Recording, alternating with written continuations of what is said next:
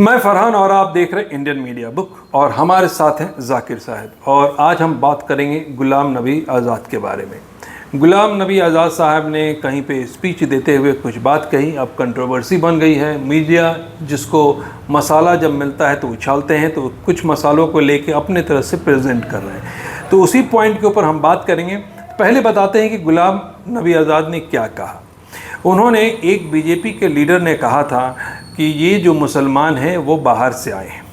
उसी का रिप्लाई देते हुए उन्होंने कुछ पॉइंट कहा। उन्होंने कहा कि 1500 साल पहले इस्लाम आया था और जो ये हिंदू धर्म है वो सबसे पुराना धर्म है। तीसरा पॉइंट उन्होंने कहा कि 15 से 20 मुसलमान जो हैं वो मुग़लों के फ़ौज में आ गए थे, वही लोग बाद में कन्वर्ट करके मुसलमान बन गए। इस्लाम तो आया ही 1500 साल पहले, हिंदू धर्म बहुत पुराना है, तो बाहर से आए होंगे 10-20, वो जब मुगलों के वक्त में उनकी फौज में थे। बाकी तो सब हिंदू से ही कन्वर्ट हुए हैं मुसलमान। उसके बाद उन्होंने कहा कि ये जितने लोग यहाँ पे हैं ये कन्वर्टेड मुस्लिम हैं। और एक पॉइंट उन्होंने ये भी कहा कि 600 साल पहले कश्मीर में सारे कश्मीरी पंडित थे, उसके पहले कोई मुसलमान नहीं था, सारे हिंदू थे। आज की मिसाल हमारी कश्मीर में, कश्मीर में कौन था 600 साल पहले मुसलमान? सब कश्मीरी पंडित थे, सब वही इस्लाम कर गए, बन गए। तो मैंने कहा सब इसी धर्म में पैदा हुए। हिंदू धर्म सबसे पुराना धर्म है, ऐसी बातें उन्होंने की। तो हम इसी के ऊपर हम बात करते हैं जाकिर साहब से। जाकिर साहब, ये सारा पॉइंट आपने सुन लिया, तो मैं ये पूछना चाहता हूँ कि इन्होंने कहा कि हिंदू धर्म है ये सबसे पुराना है, इस पर क्या टिप्पणी है आपकी? देखिए, ये एक इन्होंने कहा हिस्टोरिकल पॉइंट कहा है कि हिंदू धर्म सबसे पुराना है। ऐसा कोई इसकी कोई एविडेंस है नहीं। मैं किसी धर्म के खिलाफ बात नहीं कर रहा हूँ, हिंदू धर्म हो या किसी भी धर्म।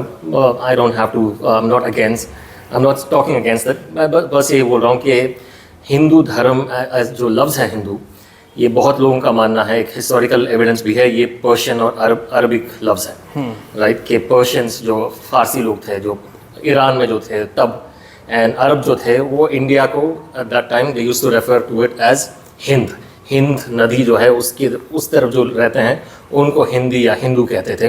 तो वहाँ से हिंदू लफ्ज़ आया है।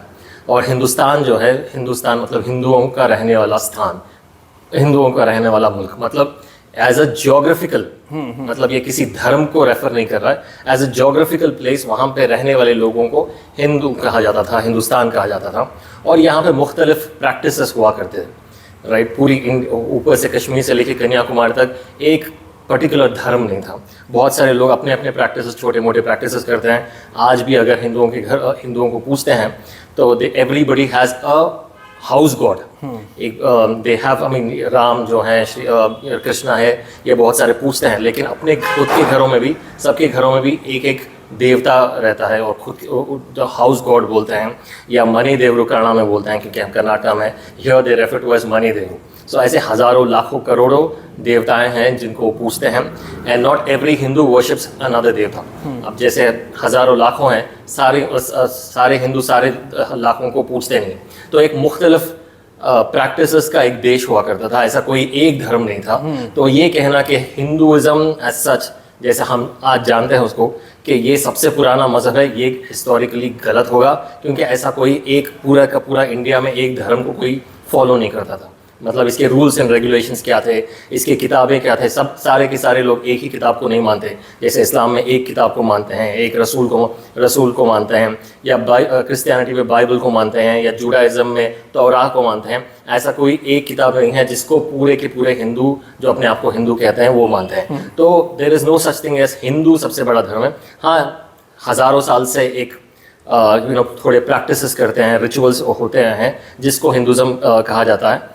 But there is no evidence कि ये सबसे पुराना है। इससे पुराने भी हो सकते थे, क्योंकि बहुत सारे दूसरे सिविलाइजेशन हैं, पूरी दुनिया में सिविलाइजेशंस हैं और हर जगह किसी ना किसी चीज़ को मानते थे। So there is no evidence कि कौन सा सबसे पुराना है, ऐसा कुछ है नहीं। तो मैं दूसरे पॉइंट पे आता हूँ। उन्होंने कहा कि जो मुस्लिम धर्म है ये 1500 साल पहले ही आया है। तो यहाँ पे देखिए दो कंट्रोवर्सी है। एक है कि अगर ये कहते हैं कि आप प्रॉफिट मोहम्मद सल्लल्लाहु अलैहि वसल्लम के टाइम से अगर इस्लाम को आप कंसीडर करते हैं तो ये कथन ठीक होगा, जी। क्योंकि भाई उनके ज़रिए कुरान आया, रूल्स रेगुलेशन आए, और उसके बाद ये क़यामत तक के लिए ये रूल्स एंड रेगुलेशन मुस्लिम के लिए सेट हो गया। जी। तो ये 1500 साल अगर आप बोलते हैं उसको रेफर करके तो ठीक है, लेकिन अगर ये आप बोल दें कि 1500 साल पहले ही मुसलमान आए थे, तो ये दो बड़ी किताबें जैसे हैं, एक कुरान है और बाइबल है, इन दोनों को गलत साबित करता है। क्योंकि देखिए वहाँ पे क्लियर कट है कि आदम और हवा जो दुनिया में जो सब पहले मेल और फीमेल उतारे गए थे और उनके जरिए मुसलमान थे और उन एक अल्लाह को मानने वाले थे। अब उसी से पूरा चीज़ चला है, तो इसके ऊपर आप क्या बोलते हैं? जी, ये अगेन इट कम्स टू कौन आप किस नज़रिए से देखते हैं। अगर आप एक नॉन मुस्लिम की नज़रिए से देखते हैं तो ऑब्वियसली इस्लाम तब आया जब रसूलुल्लाह सल्लल्लाहु अलैहि वसल्लम को रेवलेशन मिला था, कुरान उतरा था, फिर रसूलुल्लाह सल्लल्लाहु अलैहि वसल्लम ने इस्लाम की दावत की थी। मतलब 1445 साल हो गए हैं। हिजरी कैलेंडर जो है 1445 की है।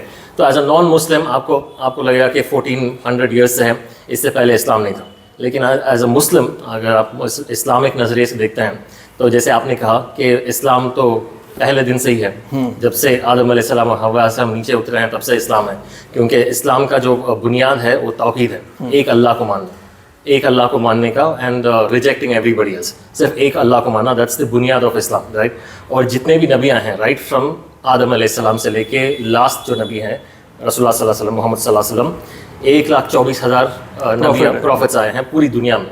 अल्लाह सुब्हानहू व तआला कहते हैं कि हमने हर मुल्क को हर टाइम में एक प्रॉफिट को भेजा है, एंड हर प्रॉफिट का एक ही बुनियाद रहा है कि लोगों को इस एक अल्लाह की तरफ बुलाने का।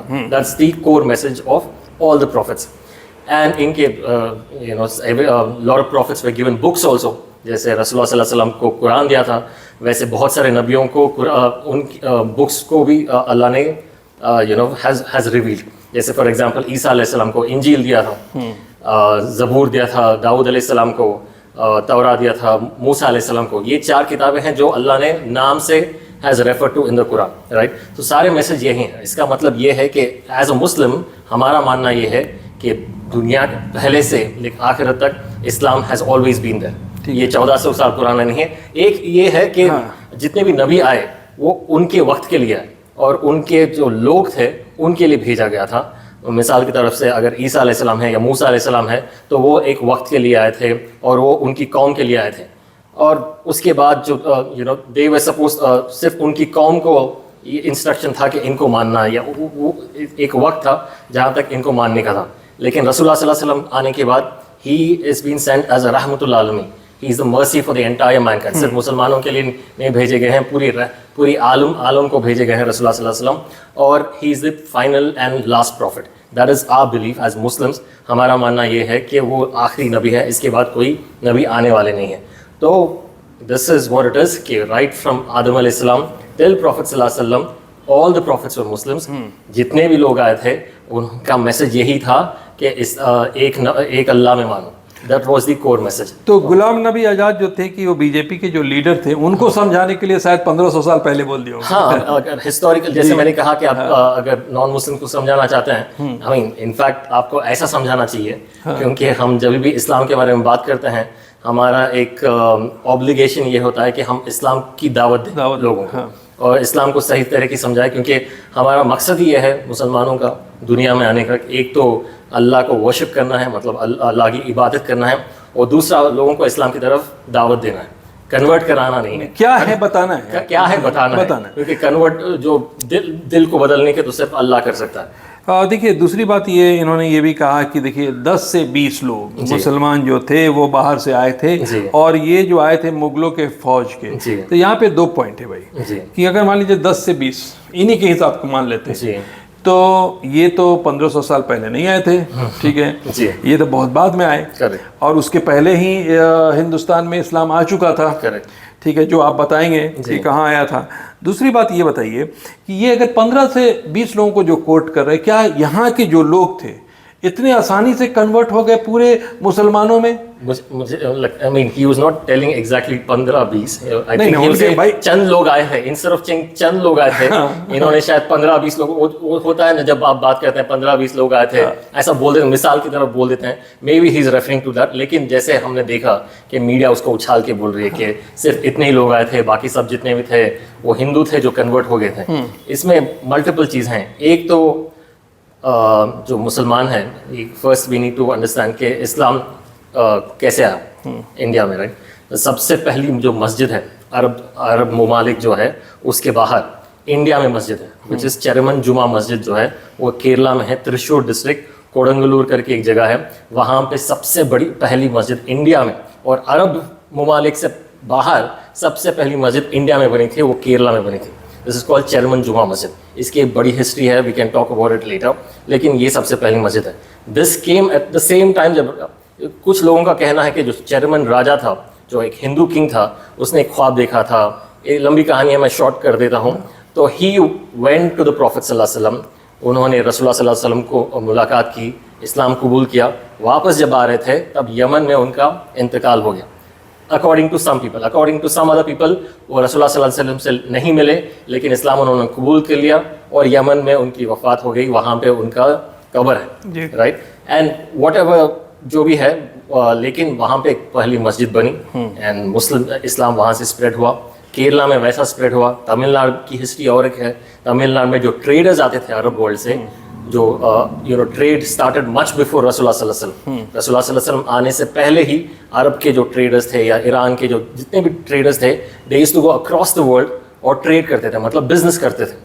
तो तमिलनाडु में वैसा आया कि ट्रेडर्स जो आते थे वहाँ से, वो इस्लाम की दावत भी लेके आए। लोगों ने देखा कि ये तो बहुत अच्छे हैं, बहुत ऑनेस्ट लोग हैं, क्योंकि ट्रेडिंग में यूजुअली क्या होता है, ऑनेस्टी इज़ वेरी इंपॉर्टेंट। जो भी बिजनेस करता है उसको everybody wants honest business people. तो यहाँ के जो लोग थे, लोकल लोग थे, इनको देखते थे और ये कहते हैं कि ये तो बहुत ऑनेस्ट लोग हैं, why you so honest? Then they used to tell के दिस इज बिकॉज हमारे जो नबी हैं, हमारा जो कुरान है, ये कहता है कि we need to be honest, that's the reason we are honest. तो उनकी जो किरदार को देख के लोगों ने इस्लाम कबूल किया।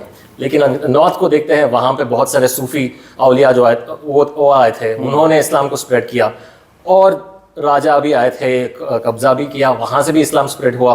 सो there is not one single reason कि क्यों इस्लाम स्प्रेड हुआ, देयर आर मल्टीपल रीजन। तो गुलाम नबी आबाद के ये कथन में 100% ये जो मुगल का जो बात कर रहे हैं, मुगल्स केम इन 1500, करेक्ट, राइट? रसूलुल्लाह सल्लल्लाहु अलैहि वसल्लम की वफात हुई 632 में।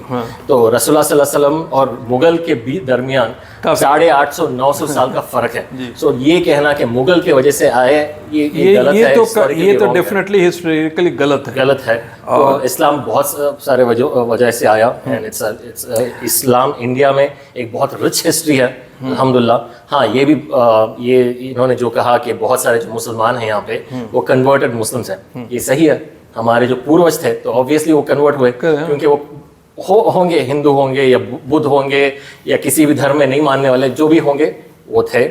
एंड व्हेन इस्लाम का दावत आया, उन्होंने कबूल किया, अल्हम्दुलिल्लाह उन्होंने कबूल किया, क्योंकि आज हम मुसलमान नहीं। ये जो कन्वर्ट की बात हो रही है, आप पूरे दुनिया में ही देख लीजिए, इवन दो कि प्रॉफिट जहाँ थे वहाँ पे भी सारे लोग तो मुसलमान नहीं थे।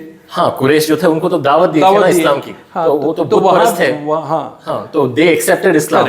तो वहाँ भी लोग कन्वर्ट हुए। मतलब जैसे एक टाइम में पहले जब ईसा अलैहिस्सलाम थे, जीसस जिसको क्रिश्चियन लोग बोलते हैं, जब वो आए, उनके टाइम में दावत का काम जो हुआ, तो जहाँ जहाँ गए वहाँ पे लोग उनकी चीज को देख के कन्वर्ट हुए। करेक्ट, ठीक है। तो उसी तरह जब लोग आए, लोगों के कल्चर को देखा, लोगों को जिसको पसंद आया वो अपने हिसाब से कन्वर्ट होता है। तो अगर ये बात उन्होंने कहा है कि यहाँ के जो लोग कन्वर्ट हुए, तो मैं बोलता इनकी ये पॉइंट में बात में कोई गलत नहीं है। एक है कि ये जो राइट विंग है, जो हिंदुत्ववादी हैं, ये हमेशा ये कहते हैं कि यहाँ के जो लोग हैं, हिंदुस्तान के जो मुसलमान हैं, ये पहले से मुसलमान नहीं थे, ये कन्वर्टेड मुस्लिम हैं, इनके पूर्वज हिंदूज थे, इसलिए घर वापसी करके इनको हिंदुज़म में आ जाना चाहिए। ये उनका पॉइंट है। और उसके डिफेंस में, उसके रिप्लाई में मुस्लिम क्या कहते हैं, we do not want to, some Muslims, थोड़े मुस्लिम्स ये हैं कि they do not want to acknowledge कि हम कन्वर्टेड हैं। इसका this is the answer to it कि हाँ, बहुत सारे जो लोग हैं बाहर से भी आए हैं, लेकिन वो जो बाहर से भी आए हैं, चाहे वो उज़्बेकिस्तान से आए या अफगानिस्तान से आए या अरब से आए, कभी ना कभी उनके पूर्वज नॉन मुस्लिम्स हुए होंगे एंड दावत उनको पहुंची होगी इस्लाम की एंड वो कन्वर्ट हुए थे. This is the reality. Same thing applies to Islam and India also. कभी ना कहीं अपने जो पूर्वज हैं वो हिंदूज या बौद्ध थे या जो जैन थे जो भी थे हुए होंगे, उनको इस्लाम की दावत आई, उन्होंने इस्लाम की दावत कबूल किया. एंड ये हमारा मैसेज होना चाहिए कि वी आर ग्लैड, अल्हम्दुलिल्लाह अल्हम्दुलिल्लाह उन्होंने कबूल किया क्योंकि आज हम मुस्लिम हैं. This should be our reply. And ये रियलिटी है कि we did convert and we are happy with it. जैसे गुलाम नबी आज़ाद ने कहा कि 600 साल पहले, जहाँ यहाँ पे भी एक एरर है, इन्होंने कश्मीर के बारे में बात किया कि 600 साल पहले पूरे के पूरे वहाँ पे पंडित थे, कश्मीरी पंडित थे.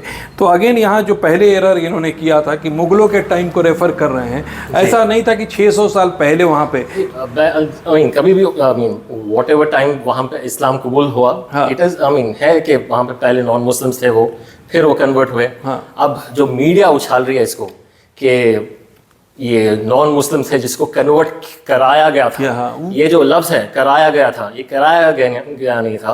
ये किसी ने आके तलवार किसी के सर पे नहीं रख दिया, गर्दन पे नहीं रख दिया कि इस्लाम कबूल करो या हम आपकी गर्दन उछाल देंगे. ऐसा कभी नहीं हुआ. That didn't happen. उनके बिहेव और उनके बिहेवियर की वजह से हुआ.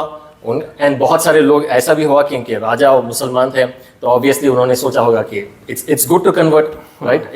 इट हैपन्स कि अब जो राजा होता है, जो भी अथॉरिटी में होता है, you tend to follow their religion.